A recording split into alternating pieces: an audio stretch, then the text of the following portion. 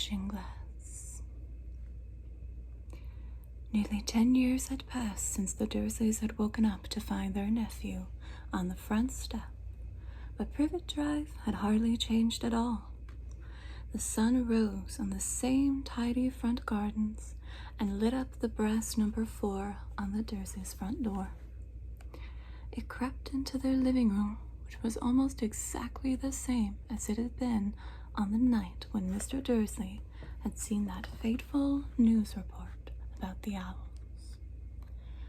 Only the photographs on the mantelpiece really showed how much time had passed. 10 years ago, there had been lots of pictures of what looked like a large pink beach ball wearing different colored bonnets. But Dudley Dursley was no longer a baby, and now the photographs showed a large blonde boy riding his first bicycle on a carousel at the fair, playing a computer game with his father, being hugged and kissed by his mother.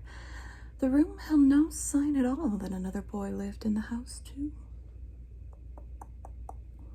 Yet Harry Potter was still there. Asleep at the moment, but not for long. His Aunt Petunia was awake, and it was her shrill voice that made the first noise of the day. Up, get up, now. Harry woke with a start. His aunt rapped on the door again. Up, up, up. She screeched. Harry heard her walking toward the kitchen, and then the sound of the frying pan being put on the stove. He rolled onto his back and tried to remember the dream he had been having. It had been a good one. There had been a flying motorcycle in it. He had a funny feeling he'd had the same dream before. His aunt was back outside the door. "Are you up yet?" she demanded. "Nearly," said Harry. "Well, get a move on. I want you to look after the bacon, and don't you dare let it burn. I want everything perfect on Dudley's birthday. Dudley, Dudley, Dudley, Dudley, Dudley, Dudley."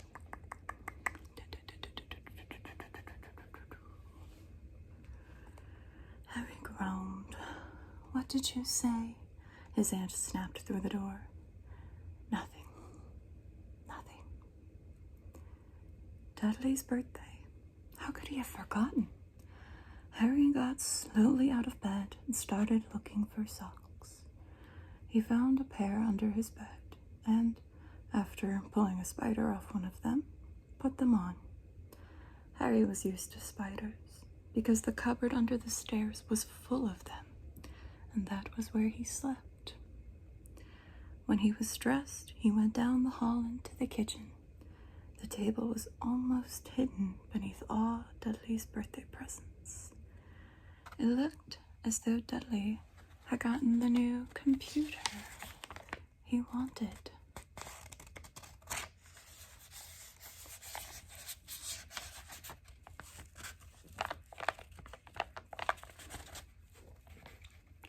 Not to mention the second television and the racing bike. Exactly why Dudley wanted a racing bike was a mystery to Harry, as Dudley was very fat and hated exercise. Same Dudley. Unless, of course, it involved punching somebody. Dudley's favorite punching bag was Harry, but he couldn't often catch him. Harry didn't look it, but he was very fast. Perhaps it had something to do with living in a dark cupboard, but Harry had always been small and skinny for his age. He looked even smaller and skinnier than he really was, because all he had to wear were old clothes of Dudley's, and Dudley was about 4 times bigger than he was. Harry had a thin face, knobbly knees, black hair, and bright green eyes. He wore round glasses, held together with a lot of scotch tape because of all the times Dudley had punched him on the nose. Scotch tape. The only thing Harry liked about his own appearance was a very thin scar on his forehead that was shaped like a bolt of lightning. He had had it as long as he could remember, and the first question he could ever remember asking his Aunt Petunia was how he had gotten it. "In the car crash when your parents died," she had said, "and don't ask questions. Don't ask questions." That was the first rule for a quiet life with the Dursleys. Uncle Vernon entered the kitchen as Harry was turning over the bacon. "Comb your hair," he barked, by way of a morning greeting. About once a week, Uncle Vernon looked over the top of his newspaper and shouted that Harry needed a haircut.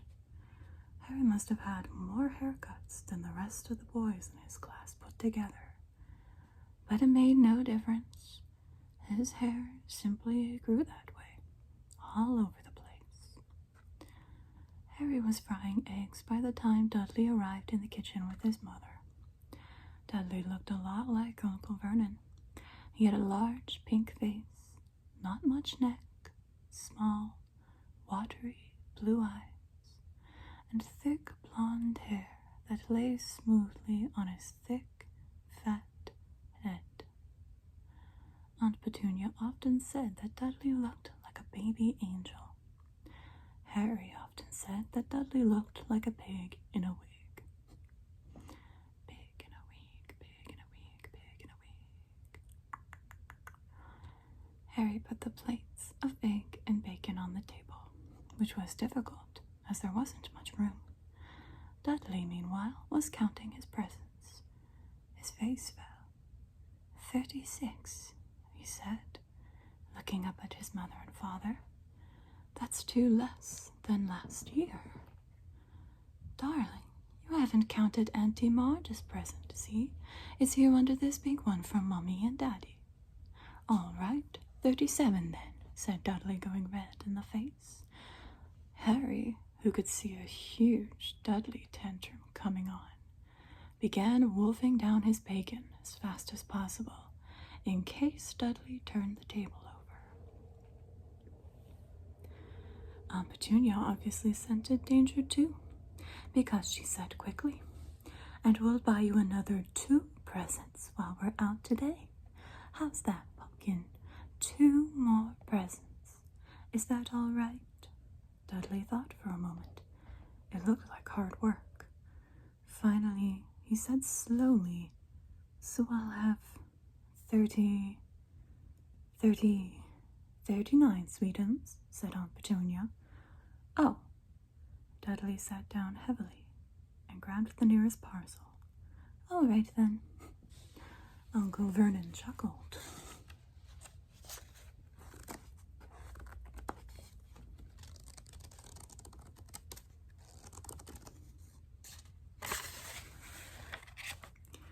"Little Tyke wants his money's worth, just like his father. Attaboy, Dudley." He ruffled Dudley's hair. At that moment, the telephone rang, and Aunt Petunia went to answer it, while Harry and Uncle Vernon watched Dudley unwrap the racing bike, a video camera, a remote control airplane, 16 new computer games, and a VCR. He was ripping the paper off a gold wristwatch when Aunt Petunia came back from the telephone, looking both angry and worried. "Bad news, Vernon," she said. "Mrs. Figg's broken her leg. She can't take him." She jerked her head in Harry's direction. Dudley's mouth fell open in horror, but Harry's heart gave a leap. Every year on Dudley's birthday, his parents took him and a friend out for the day, to adventure parks, hamburger restaurants, or the movies. Every year, Harry was left behind with Mrs. Figg, a mad old lady who lived 2 streets away. Harry hated it there. The whole house smelled like cabbage, and Mrs. Figg made him look at photographs of all the cats she'd ever owned.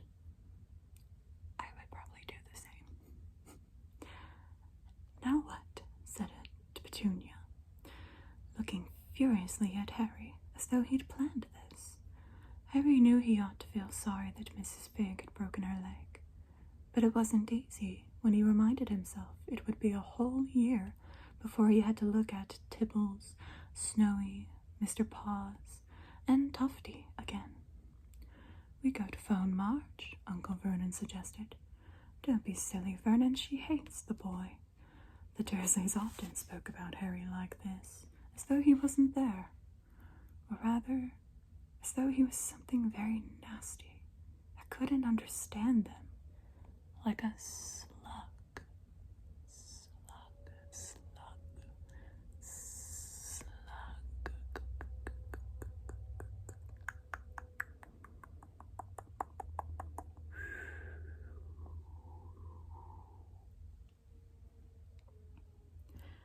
What about, what's her name?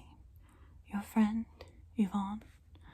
On vacation in Majorca, snapped Aunt Petunia. "You could just leave me here," Harry put in hopefully. He'd be able to watch what he wanted on television for a change, and maybe even have a go on Dudley's computer. Aunt Petunia looked as though she'd just swallowed a lemon. "And come back and find the house in ruins?" she snarled. "I won't blow up the house," said Harry, but they weren't listening. "I suppose we could take him to the zoo," said Aunt Petunia slowly, "and leave him in the car. That car's new. He's not sitting in it alone." Dudley began to cry loudly. In fact, he wasn't really crying.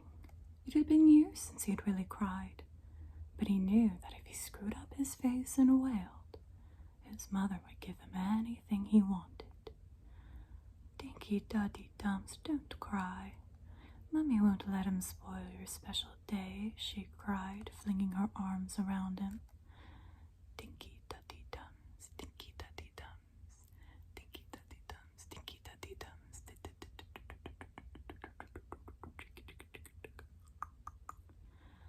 "I don't want him to come," Dudley yelled between huge pretend sobs.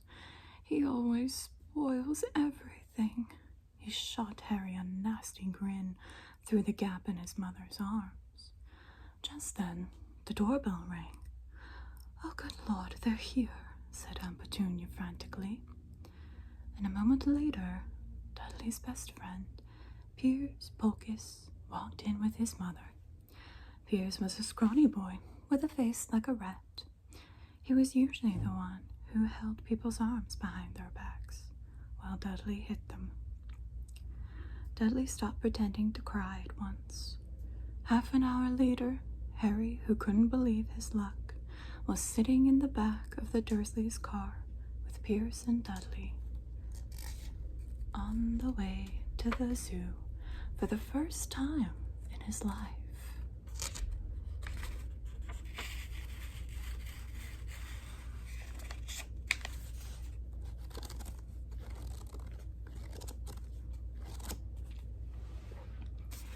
His aunt and uncle hadn't been able to think of anything else to do with him, but before they left, Uncle Vernon had taken Harry aside. "I'm warning you," he said, putting his large purple face right up close to Harry's. "I'm warning you now, boy. Any funny business, anything at all, and you'll be in that cupboard from now until Christmas." "I'm not going to do anything," said Harry, honestly. But Uncle Vernon didn't believe him. No one ever did. The problem was, strange things often happened around Harry. It was just no good telling the Dursleys he didn't make them happen.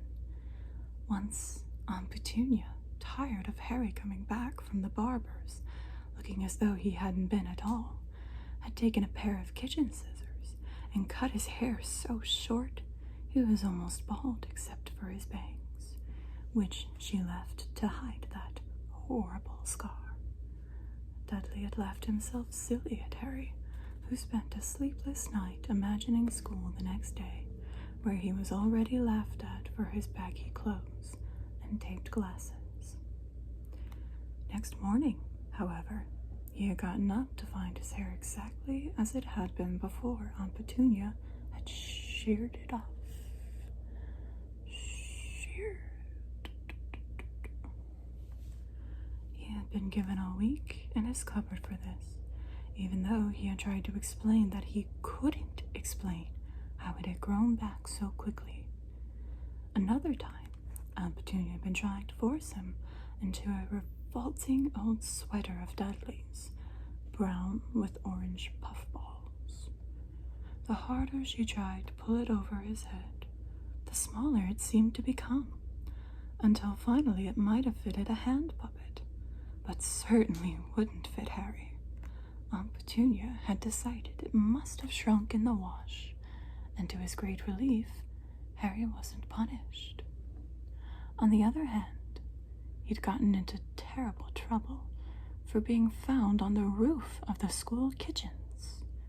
Dudley's gang had been chasing him as usual when, as much to Harry's surprise as anyone else's, there he was, sitting on the chimney.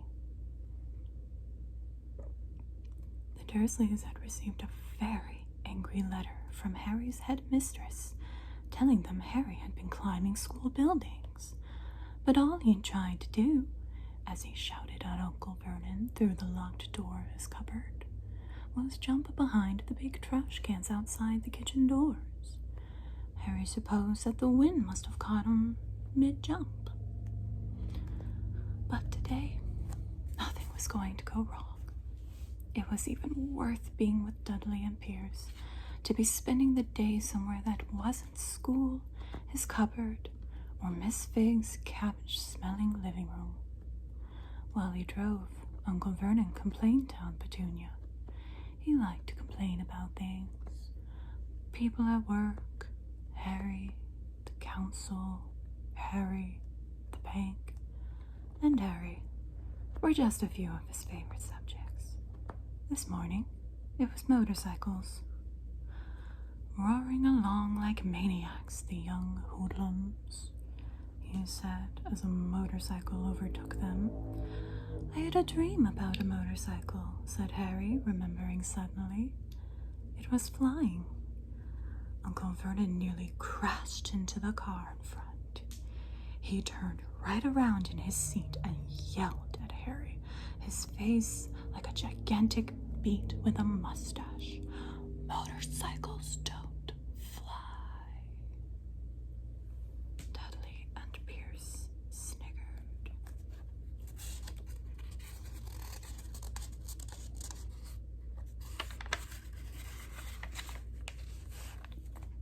I know they don't, said Harry. It was only a dream. But he wished he hadn't said anything. If there was one thing the Dursleys hated even more than his asking questions, it was his talking about anything acting in a way it shouldn't, no matter if it was in a dream or even a cartoon. They seemed to think he might get dangerous ideas. It was a very sunny Saturday, and the zoo was crowded with families.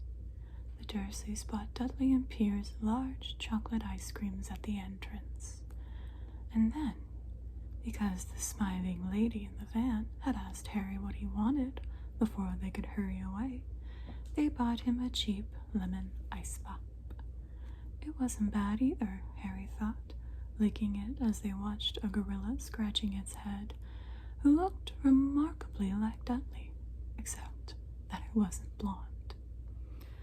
Harry had the best morning he'd had in a long time. He was careful to walk a little way apart from the Dursleys, so that Dudley and Pierce, who were starting to get bored with the animals by lunchtime, wouldn't fall back on their favorite hobby of hitting him.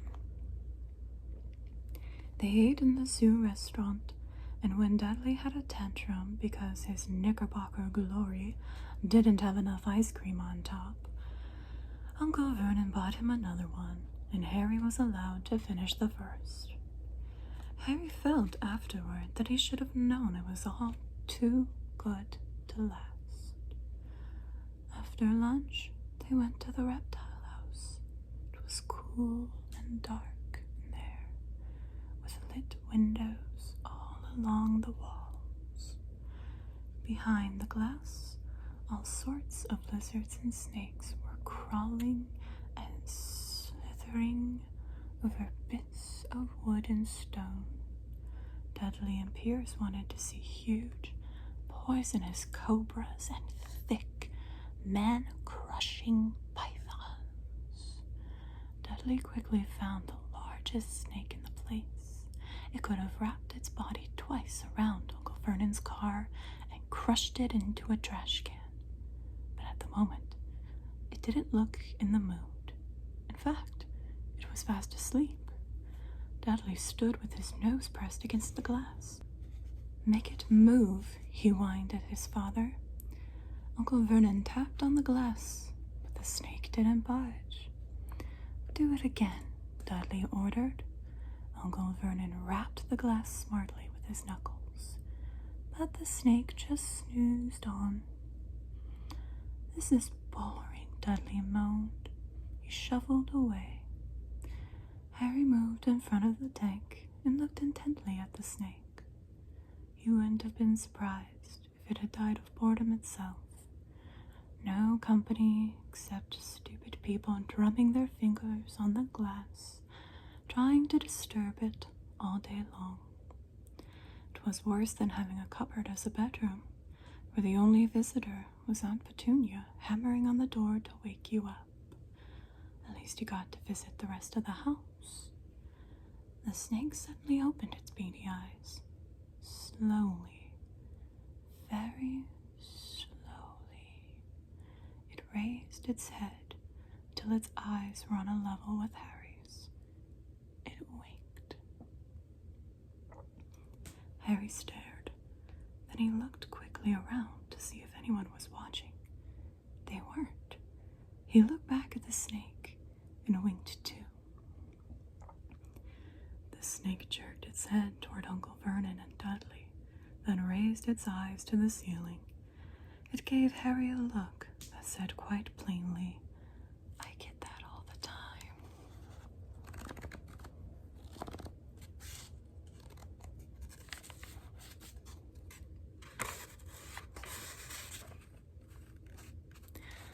"I know," Harry murmured through the glass, though he wasn't sure the snake could hear him. It must be really annoying. The snake nodded vigorously. "Where do you come from, anyway?" Harry asked. The snake jabbed its tail at a little sign next to the glass. Harry peered at it. "Boa constrictor, Brazil." Was it nice there? The boa constrictor jabbed its tail at the sign again, and Harry read on. This specimen was bred in the zoo. "Oh, I see. So you've never been to Brazil?" As the snake shook its head, a deafening shout behind Harry made both of them jump. "Dudley, Mr. Dursley, come and look at this snake. You won't believe what it's doing." Dudley came waddling toward them as fast as he could. "Out of the way, you," he said, punching Harry in the ribs. Caught by surprise, Harry fell hard on the concrete floor. What came next happened so fast, no one saw how it happened. 1 second, Pierce and Dudley were leaning right up close to the glass. The next, they had leapt back with howls of horror. Harry sat up and gasped. The glass front of the boa constrictor's tank had vanished. The great snake was uncoiling itself rapidly, slithering out onto the floor. People throughout the reptile house screamed and started running for the exits. As the snake slid swiftly past him, Harry could have sworn a low, hissing voice said, "Brazil, here I come. Thanks, amigo." The keeper of the reptile house was in shock. "But the glass," he kept the class go? The zoo director himself made Aunt Petunia a cup of strong, sweet tea, while he apologized over and over again. Pierce and Dudley could only gibber. As far as Harry had seen, the snake hadn't done anything except snap playfully at their heels as it passed.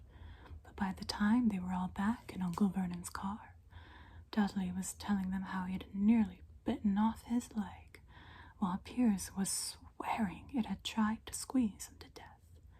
The worst of all, for Harry at least, was Pierce calming down enough to say, "Harry was talking to it, weren't you, Harry?"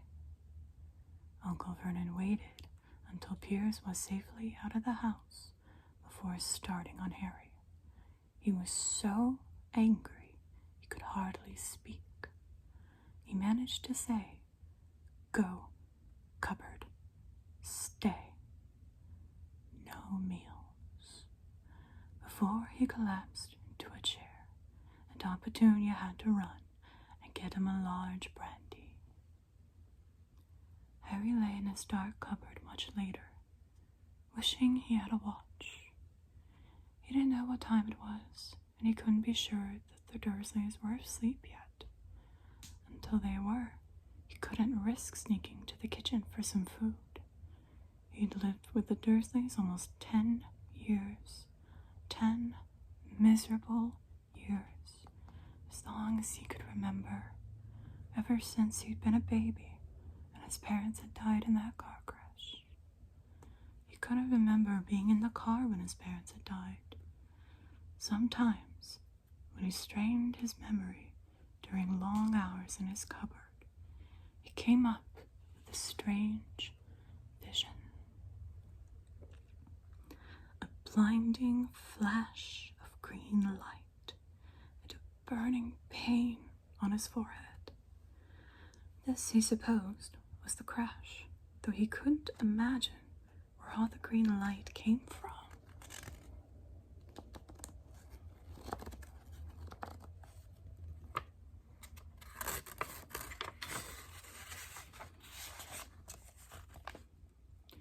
He couldn't remember his parents at all. His aunt and uncle never spoke about them, and of course, he was forbidden to ask questions. There were no photographs of them in the house. When he had been younger, Harry had dreamed and dreamed of some unknown relation coming to take him away, but it never happened. The Dursleys were his only family. Yet sometimes he thought, or maybe hoped, that strangers in the street seemed to know him.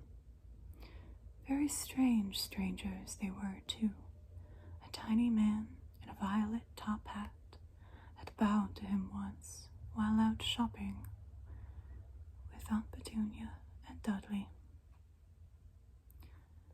After asking Harry furiously if he knew the man, Aunt Petunia had rushed them out of the shop without buying anything. A wild-looking old woman dressed all in green had waved merrily at him once on a bus. A bald man in a very long purple coat had actually shaken his hand in the street the other day, and then walked away without a word. The weirdest thing about all these people was the way they seemed to vanish the second Harry tried to get a closer look. At school, Harry had no one. Everybody knew that Dudley's gang hated that odd Harry Potter and his baggy-old clothes and broken glasses, and nobody liked to disagree with Dudley's gang.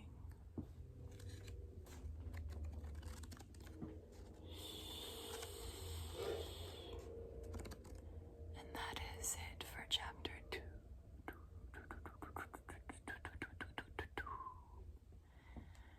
Next episode.